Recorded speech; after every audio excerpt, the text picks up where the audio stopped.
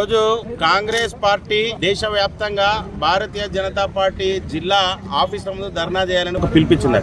వాస్తవానికి ఇది ఎందుకు అన్నది కాంగ్రెస్ వాళ్ళకే తెలియదు. ఈ రోజు నేషనల్ హెరాల్డ్ కేసు ఏదైతే ఉన్నదో దాన్ని వేసిన వ్యక్తి సుబ్రహ్మణ్యం. దానికి బీజేపీ పార్టీకి ఏమైనా సంబంధం ఉన్నదా? లేదు. నిన్న సుప్రీంకోర్టు ధర్మాసనం ఏం ఆర్డర్ ఇచ్చిందంటే, ఒక ప్రైవేటు వ్యక్తి ఎవరైతే కేసు వేసిండ్రో అందులో సుప్రీంకోర్టు ఏం ఆర్డర్ ఇచ్చింది, ప్రభుత్వ సంస్థల ద్వారా విచారణ చేయమని ఆర్డర్ ఇస్తే ప్రభుత్వ సంస్థలు ఈడీ దానికి సంబంధించిన సంస్థలన్నీ విచారణ ప్రారంభించినాయి. ఆ విచారణలో భాగంగా అందులో ఉన్న వ్యక్తికి అటెండ్ కమ్మని నోటీసు జారీ చేసింది. ఆ నోటీసు జారీ చేసిన విధానం ఏదైతున్నదో ఎఫ్ఐఆర్ కాకుండా ఆ నోటీసును జారీ చేసే విధానం తప్పు. మీరు ఎఫ్ఐఆర్ చేసి మరి నోటీస్ ఇవ్వండి అని చెప్పి కోర్టు చెప్పింది.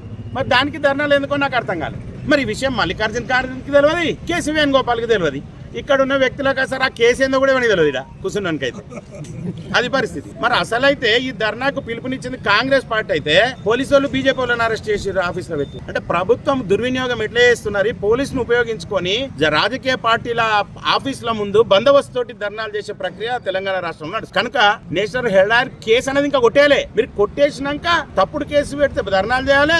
ఒకవేళ కొట్టేసిన తర్వాత మీరు నిర్దోషులైనాక పండుగలు చేసుకోవాలి. అసలు ఎందుకు చేసినామని ధర్నాలు తెలియదు. మరి కాంగ్రెస్ పార్టీ ఈ రకంగా ఇక్కడ ఉన్న కాంగ్రెస్ పార్టీ వ్యక్తులను కానీ నాయకులను కానీ తప్పుదేవ పట్టియద్దని మీ ద్వారా తెలియజేస్తున్నాం. భారత్ మాతకి జై.